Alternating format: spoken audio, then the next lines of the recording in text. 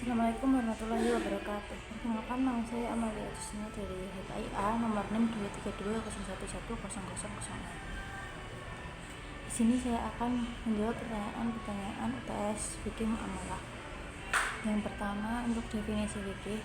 Definisi fikih secara bahasa adalah pemahaman yang mendalam atau pemahaman yang penuh. Dan secara istilah, fikih adalah ilmu pengetahuan tentang hukum-hukum syariat Islam yang bersifat praktis, yang digali dari dalil-dalil yang terperinci. Hukum-hukum yang mengatur berbagai aspek kehidupan seperti ibadah, hubungan sosial, ekonomi, dan peradilan. Dan yang kedua, ada definisi fikih muamalah. Definisi fikih muamalah secara bahasa, fikih muamalah berasal dari kata amalah yang berarti berbuat atau melakukan. Dan secara istilah, fikih muamalah berarti pemahaman yang mendalam tentang interaksi atau hubungan antar manusia. Dan yang ketiga, ada macam-macam fikih muamalah dan contohnya. Macam-macam fikih muamalah ada jual beli atau tukar menukar barang, ya jual beli transaksi tukar menukar barang dengan uang berdasarkan kesepakatan. Contohnya jual beli mobil, pakaian, atau makanan. Dan yang kedua ada sewa menyewa atau transaksi pemindahan guna atau suatu barang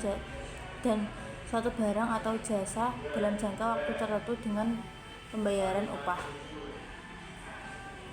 Contoh menyewa tanah, menyewa kendaraan, atau mempekerjakan jasa seseorang.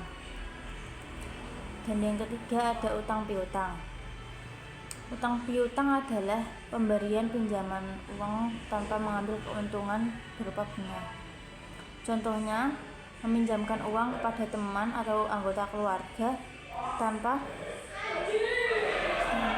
untuk keperluan mendesak. Dan yang keempat ada investasi dan kemitraan atau syirkah. Investasi itu sama dengan kerjasama atau persekutuan antara dua belah pihak atau lebih dalam suatu usaha dengan kesepakatan pembagian keuntungan dan kerugian. Contohnya kemitraan dalam mendirikan sebuah bisnis seperti usaha patungan atau musyarakah atau bagi hasil mudharabah. Dan yang terakhir ada pertanian atau mudharabah atau musyarakah, yaitu bentuk kerja sama dalam pengelolaan lahan pertanian atau kebun, seperti bagi hasil dari hasil panen antara pemilik lahan dan penggarap. Dan soal yang keempat ada prinsip-prinsip fikih muamalah.